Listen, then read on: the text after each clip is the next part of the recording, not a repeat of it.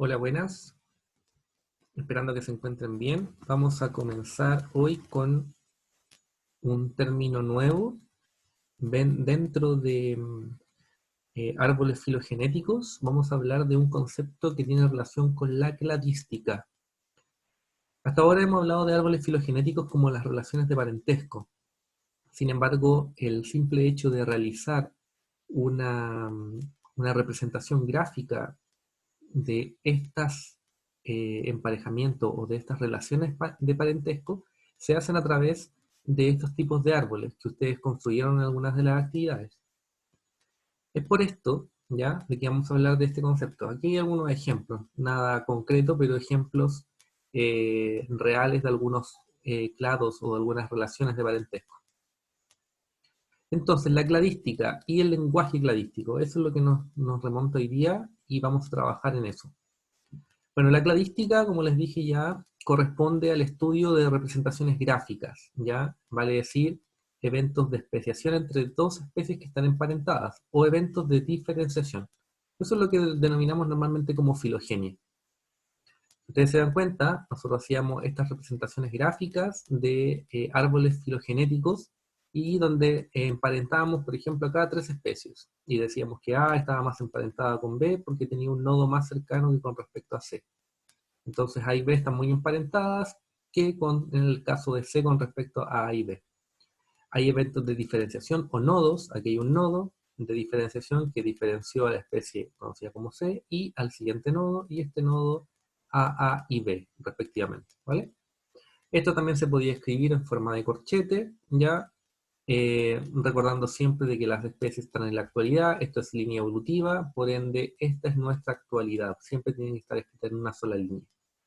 Tenemos en este caso los corchetes, que corresponderían finalmente a la misma diversificación de dos especies. Ahí está el nodo, diversifico para allá y para allá, ¿sí? Entonces, ahora que ya sabemos cómo leer un árbol filogenético o un clado, para ser más específico, existen conceptos dentro de un cladograma, que es la representación gráfica de la filogenia, para referirse dentro de él. Por ejemplo, el concepto, son tres conceptos principalmente que vamos a acuñar: el concepto de monofilético, polifilético y parafilético, ¿vale? Entonces, vamos a revisar de a uno. Acá, por ejemplo, hay una representación gráfica solamente coloreada de cómo correspondería cada uno de estos grupos. No hay ninguna definición, solamente una apreciación gráfica, como les digo. Si se dan cuenta, monofiléticos están todos pintados, hasta el antecesor común. Acá el parafilético están pintados solamente algunos, pero el antecesor común también. Y el monofilético están pintados solamente los nodos terminales, no hay nada pintado para abajo, ¿vale? Recuerden esta imagen, ¿ya? Porque vamos a contrastarla, más bien. Vamos a ver, vamos a revisar cada uno de estos grupos. Entonces vamos a partir acá, en monofilético, luego me voy a saltar a parafilético y vamos a terminar, perdón, vamos a partir en monofilético, vamos a seguir con polifilético y vamos a terminar en parafilético. Entonces, la misma imagen, solamente que está organizada según el orden que lo vamos a ver. Monofilético, si se dan cuenta, estoy considerando un grupo de especies y a todos los antecesores. El polifilético estoy considerando solamente a dos especies, ya, sin embargo no estoy considerando nada para atrás evolutivamente. Y el parafilético estoy considerando dos especies, pero estoy considerando los antecesores, ¿ya? Entonces, como ya debe más o menos notar, ¿ya? Un grupo monofilético, bueno, viene del acuñado de mono, único, y filum, linaje, de un único linaje. Es aquel grupo que va a comprender o va a incluir a todos los descendientes de un antecesor común, ¿ya? Es decir, acá tengo un antecesor común, y a partir de ese antecesor, incluyo dentro del grupo de estudio a todos los descendientes. Eso es un monofilético, vale decir de que este organismo ancestral provienen todos los que estamos estudiando. ¿Sí? ¿No ves qué es lo que dice acá? Sin apomorfías, porque lo vamos a ver un poquito más adelante. ¿Ya? Por ahora, que en el fondo, este organismo antecesor se incluye entre todo el grupo de estudio a estas tres especies. Entonces, estamos incluyendo todo el grupo, por ende decimos que todo el grupo es monofilético. ¿Sí? Cuando hablo de polifilético, perdón la resolución, pero más encima tenía un error, decía mono y es poli. Polifilético, poli viene de varios y filum linaje, ¿cierto? Varios linajes. Acá dice, el grupo no incluye el antepasado común, más reciente, ya, de los miembros que estamos estudiando. Solamente estoy incluyendo a grupos de especies actuales. Si se dan cuenta, no estoy incluyendo el antecesor común, pero sí estoy incluyendo algunas especies, ya, o provenientes de ese ancestro común. Si se dan cuenta, este E y C técnicamente no son monofiléticos porque estoy olvidando a D y hay un antecesor común que no está siendo incluido. ¿Ya? Entonces, solamente incluyo a ciertas especies. Es como decir, no estoy incluyendo ni el antecesor, ni estoy incluyendo a todos los descendientes de un linaje. Solamente algunos. ¿Sí? Eso es un polifilético. Y en el caso del parafilético, ¿ya? Si se dan cuenta, estoy incluyendo un ancestro común, pero no estoy incluyendo a todos los descendientes de ese ancestro común. Saqué a E, si se dan cuenta. Cuando se habla de mono, poli y para, cuando estoy estudiando grupos de especies que están relacionadas evolutivamente, pero dependiendo del tipo de análisis que yo estoy haciendo, es porque me está acomodando ese análisis. Por ejemplo, yo digo A, B, C y D tienen características comunes, que provienen de un ancestro común, pero digo es un grupo parafilético. No digo estoy sacando A, es un grupo parafilético. ¿Por qué? Porque dejo explícito de que, o implícito más bien, que hay una especie que está, o un par de especies que está fuera del grupo de estudio. Por ende, si lo definiéramos como el anterior, diríamos, aquí sí estoy incluyendo al ancestro común, pero no estoy incluyendo a todos los descendientes de ese ancestro común. ¿Sí? Hay un grupo parafilético, si se dan cuenta.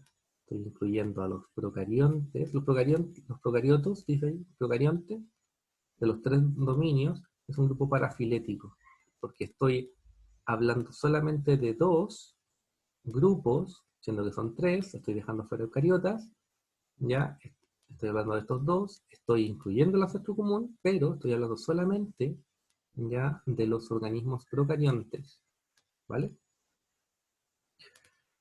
Ya, si miran esta imagen, ya, bueno, es una imagen en contexto, pero solamente con los colores o con las relaciones de conjunto que hay acá. Fíjense, el círculo amarillo, si quieren, o no sé, crema, no sé qué color es.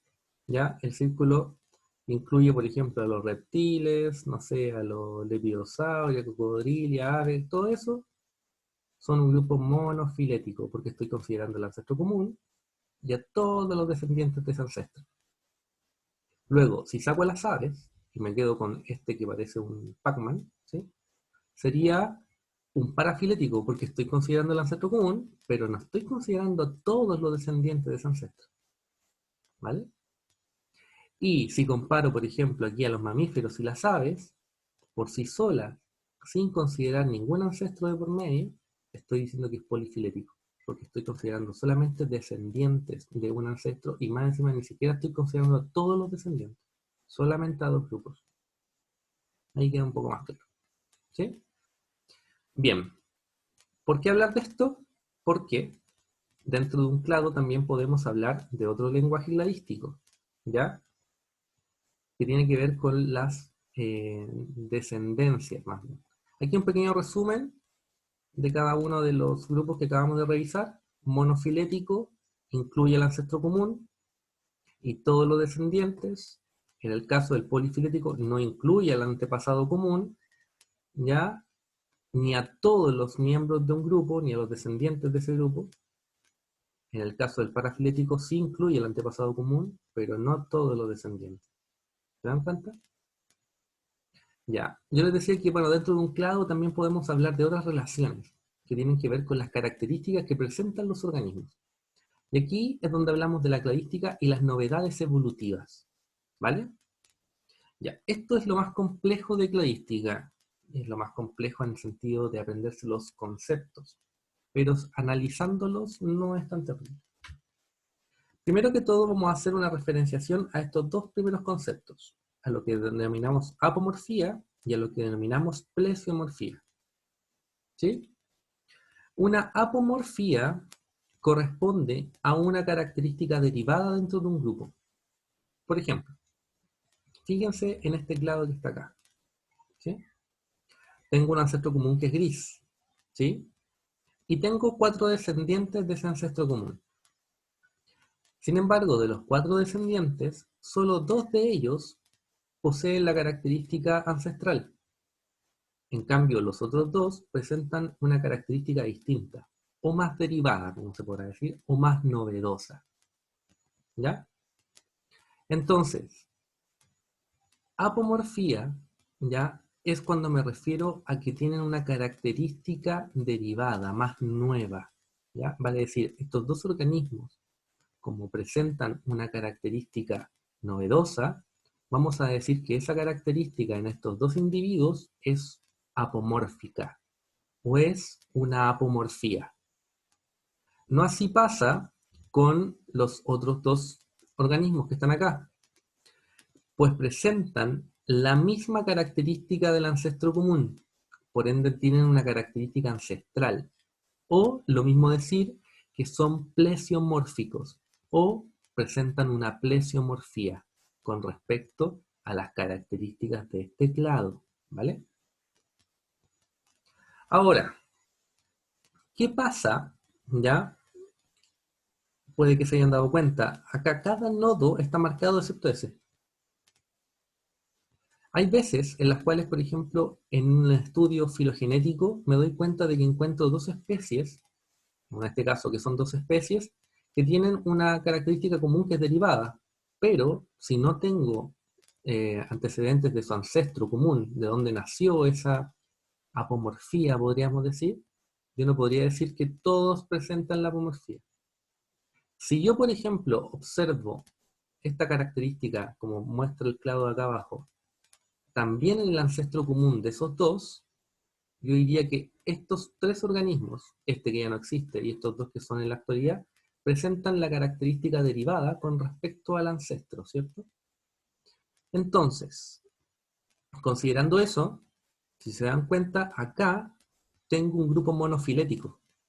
Vale decir, tengo un organismo ya ancestral, incluyo a sus descendientes y todos ellos presentan la característica derivada o la característica apomórfica, si quieren decir.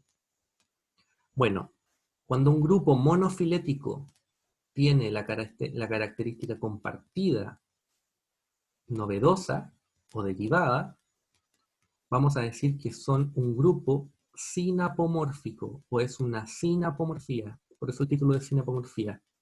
Este individuo lo tiene y todos sus descendientes lo tienen. Por ende, como es novedoso con respecto al original, decimos que es sinapomórfico. ¿Correcto? No está el ejemplo acá, ¿ya? En esta imagen, me acabo de dar cuenta. Pero, si tenemos las mismas características, ¿ya? Vale decir, monofiléticas en un grupo compartido, ¿ya? Pero esta vez con la característica ancestral, vale decir, imaginen que este clado que está acá, piensen en ese clado que está ahí, no miren el título, miren ese clado de ahí, imaginen que todos estos puntitos fueran grises, diríamos, este organismo ancestral presenta las características en cada uno de sus descendientes, ¿cierto? Entonces diríamos que esto es un grupo monofilético porque son todos grises, ¿cierto?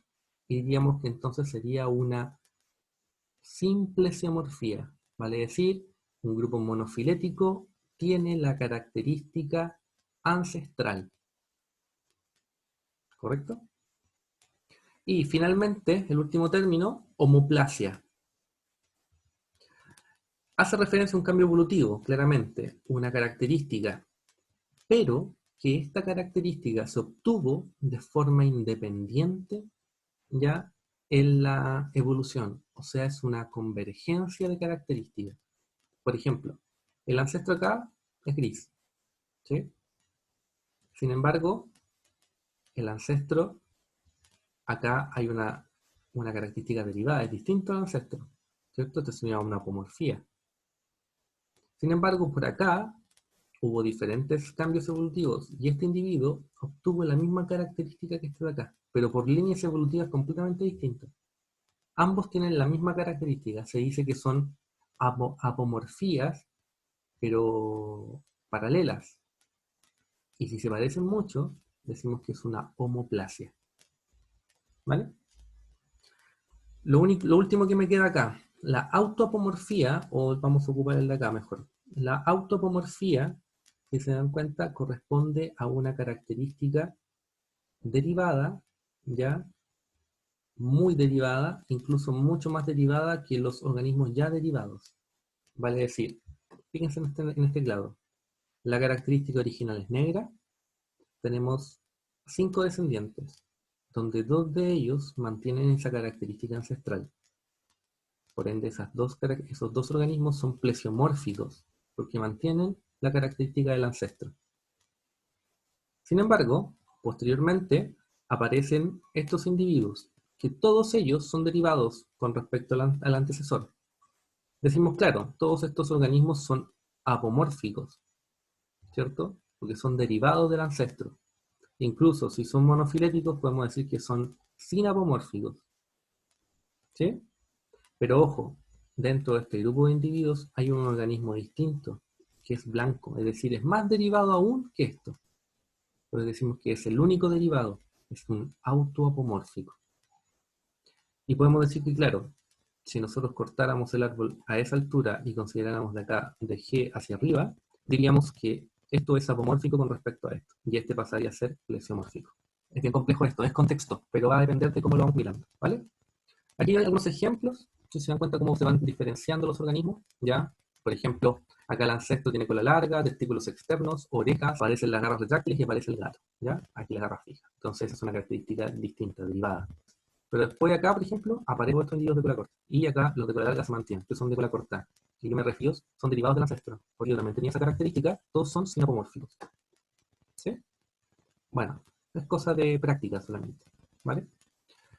Un concepto más, y termino, radiación adaptativa. Esto tiene que ver con evolución, se verá más bien con Darwin, ¿ya? Ahí está el señor Darwin. Y la radiación adaptativa es cuando hay una diversificación evolutiva, pero esta diversificación ocurre muy rápidamente, ¿ya? En el tiempo evolutivo. Es decir, como que fue en un muy corto periodo, y eso genera dudas, por ejemplo, al realmente cómo fue ocurriendo esta diversificación de individuos. Acá, por ejemplo, hay unos mieleros hawaianos, ¿ya? Ahí está Hawái, ¿sí? Donde en cada una de estas islas encontramos organismos que son provenientes de un antecesor común. Sin embargo, hay diferentes explicaciones de cómo se fueron diversificando, ¿ya? Son especies del mismo género normalmente, o muy parecidas. Lo mismo pasó, por ejemplo, con los pinzones de Darwin, ¿ya? Si se dan cuenta, tengo una especie ancestral y de repente en un corto periodo evolutivo diversificaron tanto que hay, bueno, aquí hay una explicación clara de cómo fueron diversificando. Recuerden que cada nodo puede dividirse solamente en 2 ramas. No pueden haber tridentes, porque el tridente no explica evolutivamente cómo se diversificaron. Recuerden que las especies son la diversificación o la especiación ocurre siempre en 2 ramas. Y la radiación adaptativa, ¿cuándo ocurre? Contexto. Cuando el ambiente presiona, ¿ya? Porque puede, no sé, las mismas islas acá hawaianas que estábamos viendo perdón, de las islas hawaianas, por ejemplo, puede que cada una de estas islas tengan características distintas, tengan, no sé, alimentos distintos. Entonces cada uno se especializó de forma que pudiese en este caso estar adaptado al ambiente. Entonces, muchas especies relacionadas a partir de una misma especie en un periodo evolutivo relativamente corto. Esto, si lo llevamos a una imagen más sátira, sería algo como así. radiación adaptativa. Esta es la ancestro común, que se alimenta de semillas. Esta come hojas, este come frutos, este come insectos, este come cualquier cosa. Entonces se especializan sus estructuras, por ejemplo, alimenticias, para la relación o para la sobrevivencia y adaptación del medio donde viven. Bueno, eso chicos, ya esto para dar término por lo menos a la parte filogenia. ¿Vale? Saludos.